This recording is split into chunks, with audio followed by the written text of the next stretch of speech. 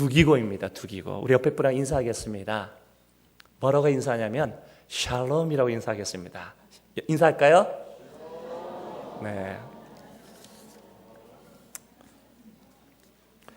저는 개인적으로 에베소 말씀을 매우 좋아하는데 교회 성도들 가운데 에베소 말씀을 싫어하는 분들이 종종 있어요. 어떤 분들이 싫어하냐면 아이들이 싫어합니다. 왜냐하면 에페소서. 목사님 자꾸 에페소서 그러니까 애를 패라고 아이들이 들을 때마다 왜 목사님 자꾸 애를 패라 그러지? 그래서 아이들 좀 싫어해요. 그리고 또 어떤 사람이 싫어하냐면 할머니들이 싫어해요. 왜냐하면 자꾸 애보소서 그래. 나이 들어서 힘들어 죽겠는데 자꾸 애보소서 그러니까 얼마나 에베소서가 싫겠습니까? 그 또 누가 싫어하냐면 우리 프로토스 청년들이 싫어해요. 아직 처녀인데 에베소서.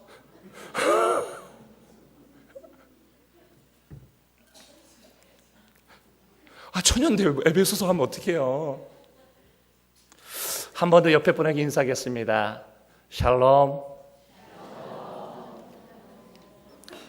사랑하는 성도 여러분,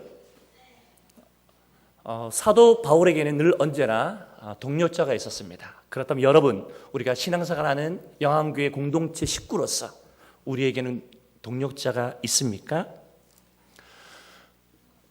이 동력자가 왜 우리에게는 이렇게 중요할까요? 하나님은 전지전능하시고 능력이 많으세요.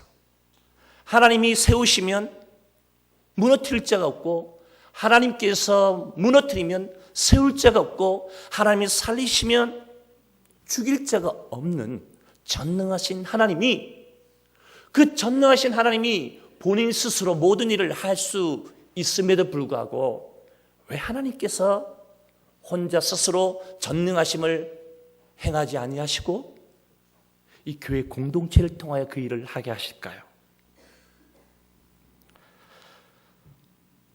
독단적으로 그가 충분히 주님의 영광을 위하여 모든 일을 할 수 있음에도 불구하고 하나님의 나라는 반드시 하나님의 사람들을 초청하시고 그 한 사람이 아니라 또 한 사람, 또 한 사람 이렇게 공동체로 불러서 서로를 향하여 동력자로서 세워서 하나님이 일하시기를 원하십니다.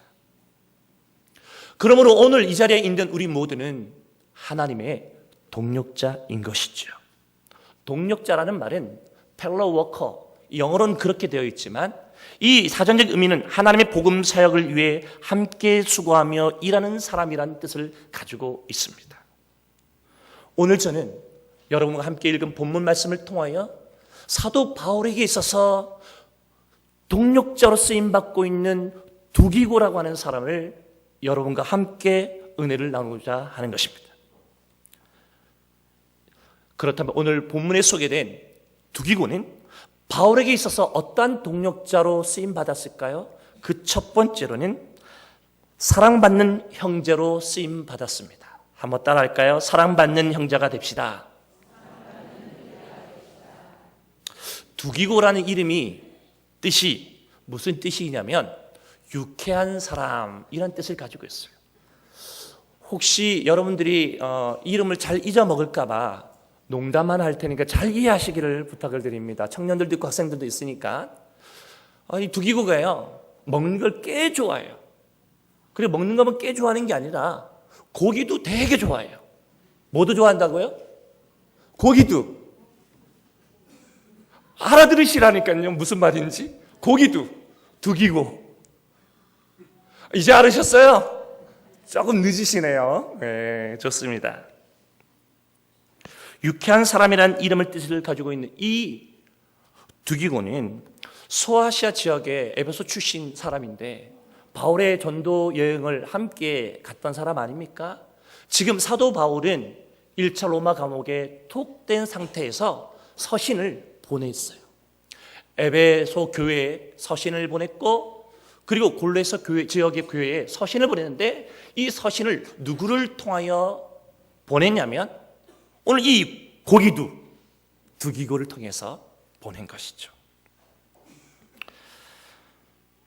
사도 바울이 이제 에베소 교회와 골로새 교회를 향하여서 자기가 지금 1차 로마 감옥에 투옥되어 있는 이 모든 상황들을 인하여서 염려하고 걱정하고 기도하고 있을 그 에베소 지역의 사람들을 위로하고 격려하고 자기 사정을 알리기 위해서 에베소서와 골로새서는 쓰여져 있습니다. 여러분, 두기고가 오늘 복음의 동력자로서 사도 바울에게 사랑받았던 이유가 여러 가지 있지 않을까요? 적어도 두기고는 어떠한 사람이었냐면 사도 바울과 함께하는 사람이었어요. 그가 비록 감옥에 갇혀 있었지만 그의 사정을, 그의 입장을, 그의 현실을, 그의 아픔을, 그의 모든 기도 제목을 두기고가 알고 있었고, 그리고 전도 여행을 가는 그 과정, 복음 사역하는 그 과정의 수많은 여정 또한 두기고가 알고 있었어요. 사랑하는 성도 여러분, 함께 한다는 것은 캐리 채플만이 쓴 5가지 사랑의 언어에 보면 함께 하는 것은 사랑의 언어인 거예요. 누군가와 함께 하고 있다는 것은 그 사람을 사랑하는 거예요. 오늘 사도 바울은 복음과 함께 하고 있지 않습니까? 왜일까요? 주님을 사랑하기 때문인 거예요. 오늘 두기고는 바울과 함께 하고 있습니다. 왜일까요? 사도 바울을 사랑하기 때문이에요. 오늘 사도 바울은 동력자들과 함께 하고 있습니다. 왜일까요? 그들을 사랑하기 때문인 것이죠.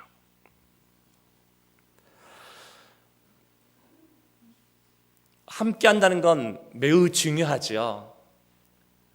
여러분, 다윗이라고 하는 그 위대한 기름 부음 받은 사람이 있지 않습니까? 오늘 말씀 사무엘상 22장에 그의 현실이 지금 드러나고 있는데 한번 사무엘상 22장 1절 2절을 다 같이 읽겠습니다. 시작.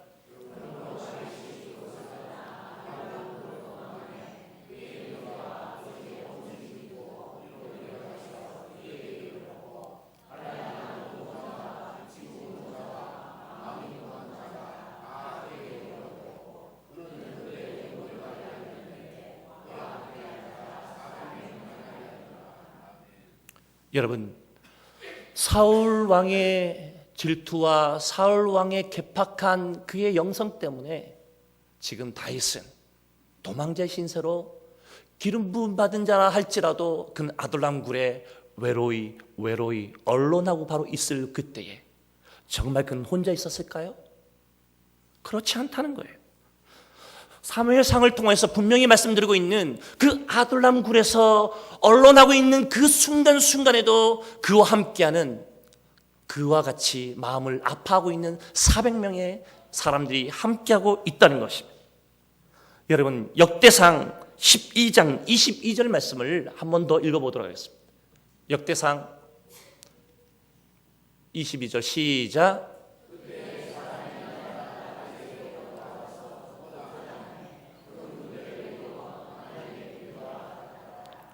이렇게 마음을 같이 했던 사람은 훗날 용사가 되어 다시 위대한 나라를 건설할 때 가장 쓰임받는 동력자로서 그들은 함께 마음을 나눈 것입니다. 사랑하는 성도 여러분, 함께 한다는 게 쉬운 일이 아니에요. 어느 날 개척교회 목사님이 선교여행을 간 거 아니겠어요? 태국으로 선교여행을 갔어요. 태국에 코끼리쇼가 되게 유행하고, 그래서 선교사님이 개척교회 목사님 오시면 코끼리쇼는 반드시 보여줘야겠다 하고 선교 일정을 다 마치고 코끼리쇼에 이제 관람을 하였어요. 그런데 그날따라 조련사가 뭐 사람들이 많이 운집해 있으니까 사람들 향하여서 이렇게 이야기하는 것입니다. 만약에 코끼리에게 눈물을 흘리게 한다면 $100를 주겠다는 거예요. 그리고 혹시 코끼리를 울게 할 수 있는 분이 있으면 나오라는 거예요. 그래서 사람들이 웅성웅성 거리는데 아무도 나오지 않은 거예요. 그때 한국 개척교회 목사님이 당당히 손을 들고 딱 나갔어요. 그리고 코끼리 귀에다가 쏙닥쏙닥 몇 마디 하니까 코끼리가 막 울기 시작하는 거예요. 그래서 조련사가 깜짝 놀랐죠. 아무도 울기 못할 거라 생각했는데. 그래서 $100를 받아온 거예요. 그래서 이 광경을 지켜본 선교사님이 너무 신기해서 그 개척교회 목사님께 물었어요. 아니, 목사님, 코끼리에게 도대체 뭐라고 말했는데 코끼리가 저렇게 웁니까? 예, 간단합니다. 나는 한국에서 온 개척교회 목사인데, 그러니까 막 울더라는 거예요. 나와 함께 하려고 그러니까. 그 현실을 아는 거죠. 한국 개척교회, 그리고 한국 목회 현실을 아는 거예요. 한국 목회가 그렇게 어렵구나 하는 걸 아는 거죠.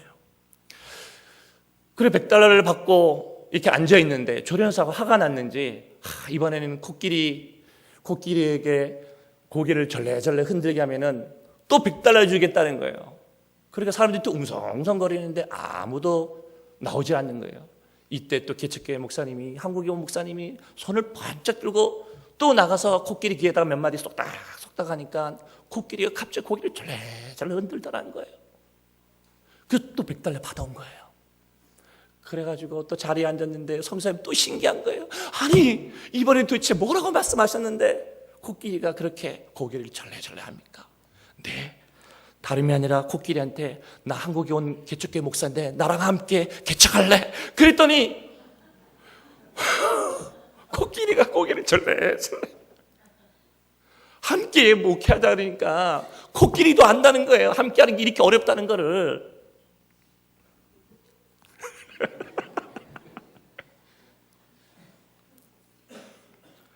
사랑해서 결혼한 아내의 비유 맞추는 것도 함께하는 게 어려운데 교회 공동체 안에서 동력자로 살아간다는 게 쉬운 일이 아니란 말이에요. 그러나 복음교회 함께하는 이 수많은 사람들에 의해서 하나님은 그 함께하는 동력자들에 의해서 하나님 나라를 확장해 나가고, 하나님은 그 일들을 통하여 놀라운 기적과 놀라운 구원의 역사를 이루어 가시길 원하시는 것입니다.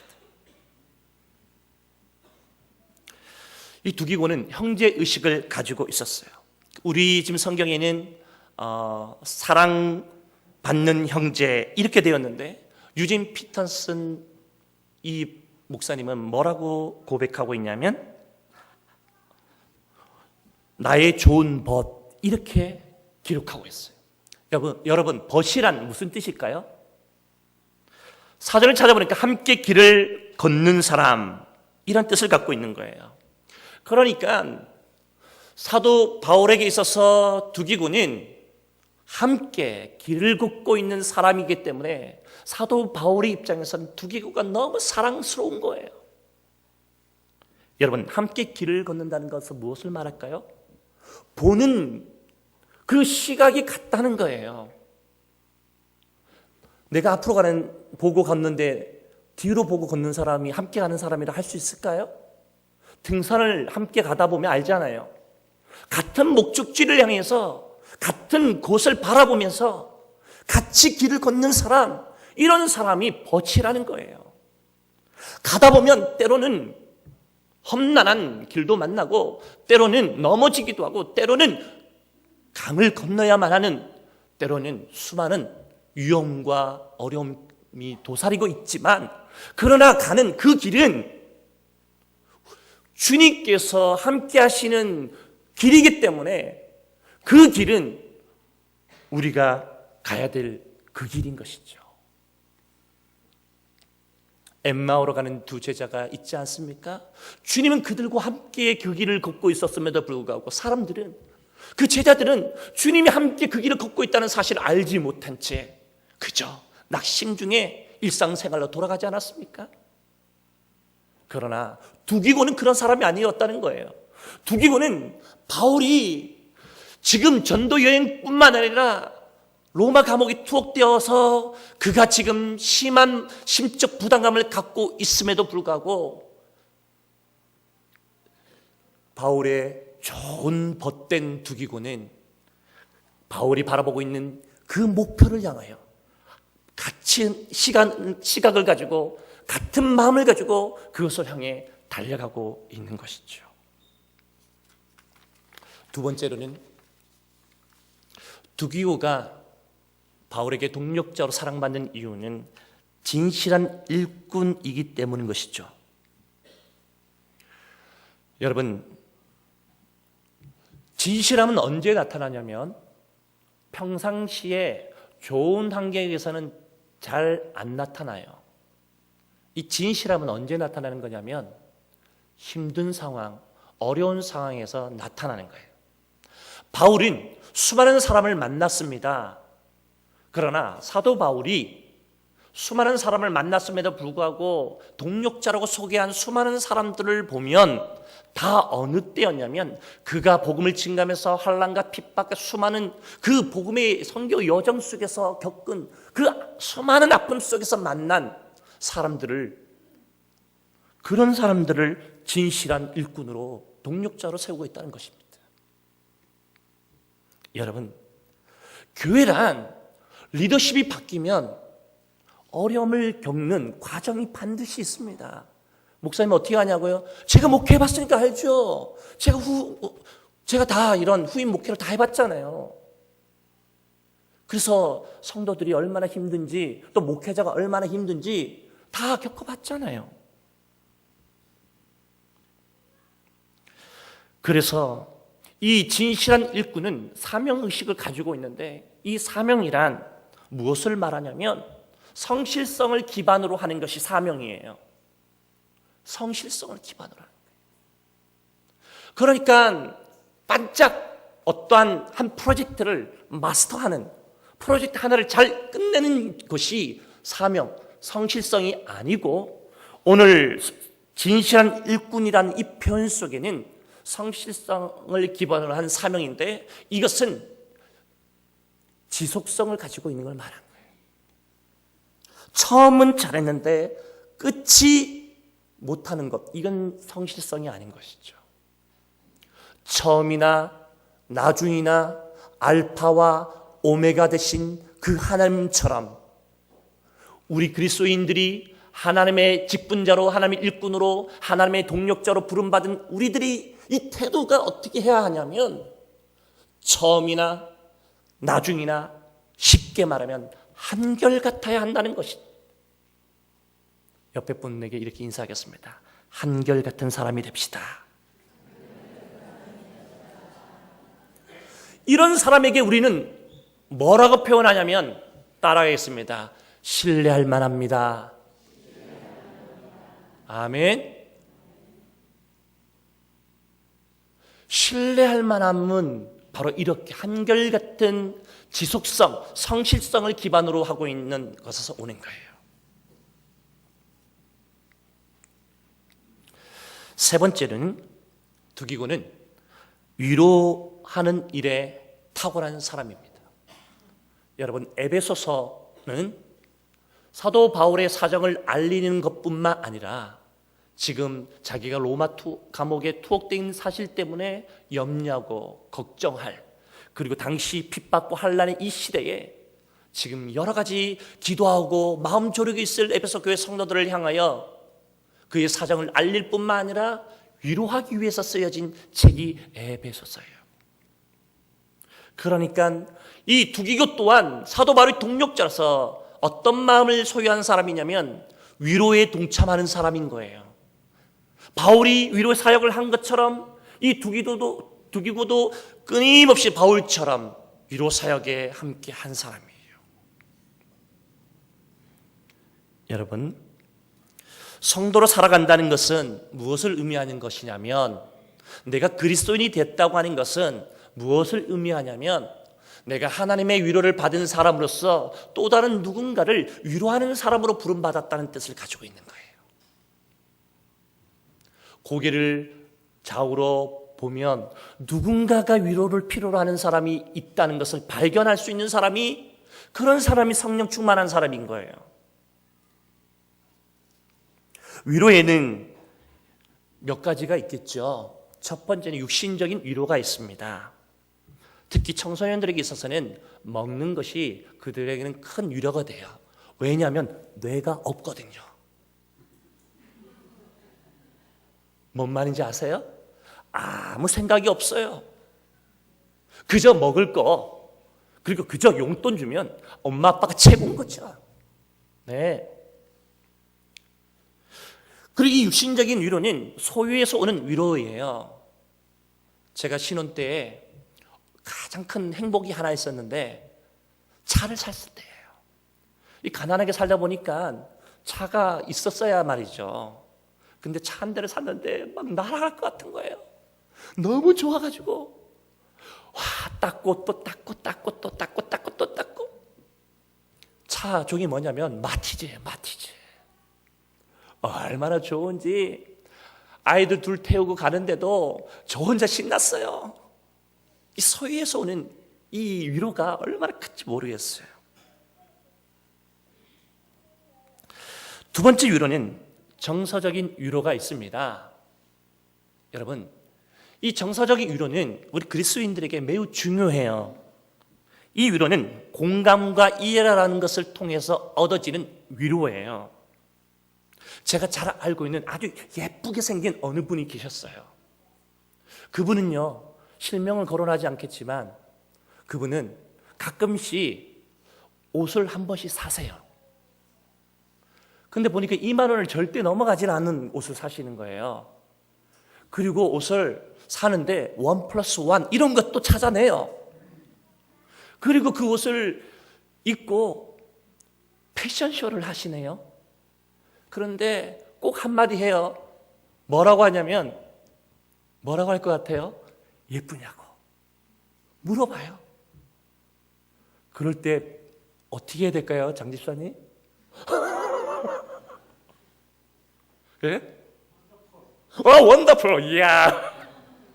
여자분들이요, 헤어, 귀걸이, 그리고 옷 이런 변화를 빨리 남자들이 캐치해야 돼요. 장로님, 그죠? 여자들에게 있어서 그게 얼마나 위로가 되는지 모르시죠? 반찬을 했는데 남편이 또한 자녀들이 반응을 안 보여주면 설거지할 때 막 때려치고 싶다니까요. 어떻게 하냐고 제가 살림 살아보니까 알아요. 그래서 여자분들이 가장 좋아하는, 가장 맛있게 먹는 음식이 뭔지 아세요? 모르시는군요. 남이 해주는 밥, 남이 해주는 밥. 메뉴는 상관없어. 남이 해주면 다 맛있어요. 아셨죠?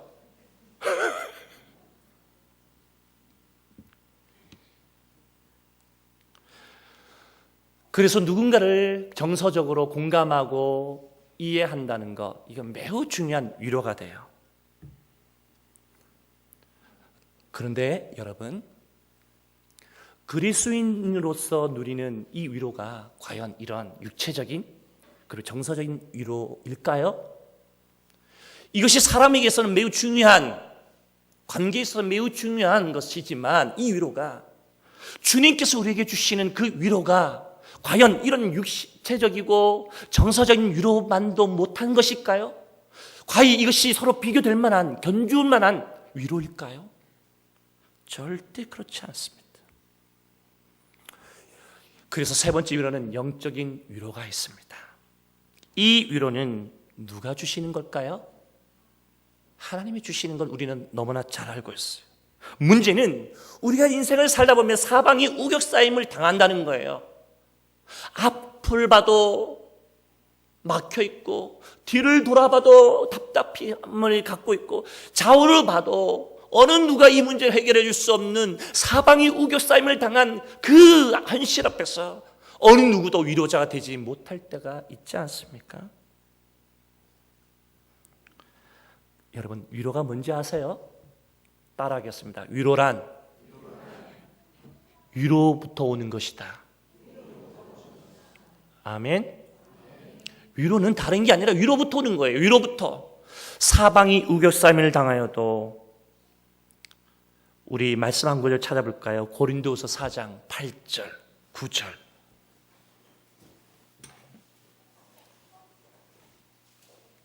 다 같이 읽겠습니다. 시작.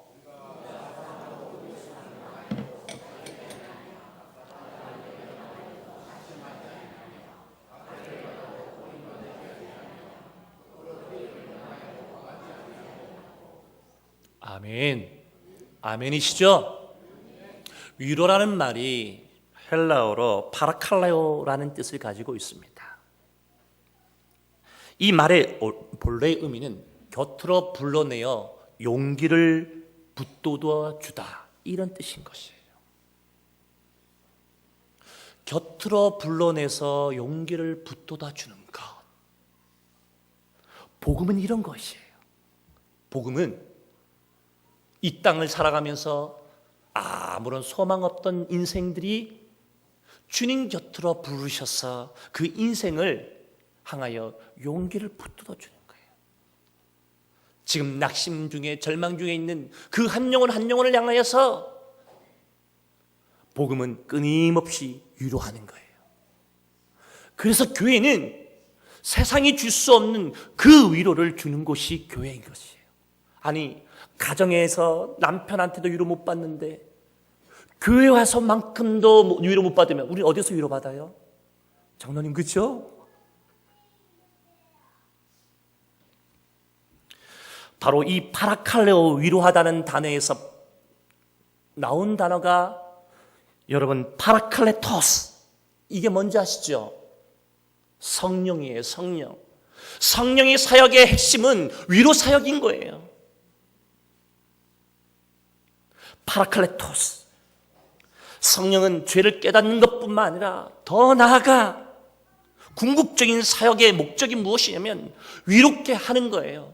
지금 사도 바울이 수많은 핍박과 환난의 시대에 지금 감옥에 갇혀 있지만 그것으로 인해서 같은 공감대를 가지고 있는 에베소 교회 성도들이 그 환난을 통하여 수많은 위험 앞에 그 지도자가 없음을 인하여 두려워 떨고 있는 그 상황 속에서 사도 바울은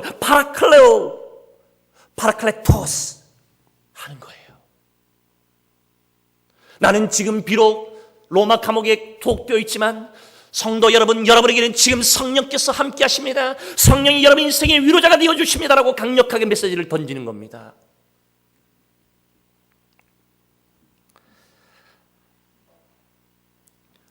성령님은 우리의 믿음을 붙들어 주시는 분이세요. 우리는 수많은 시험을 당해요. 그런데 그 시험은 멀리서 당하는 게 아니에요.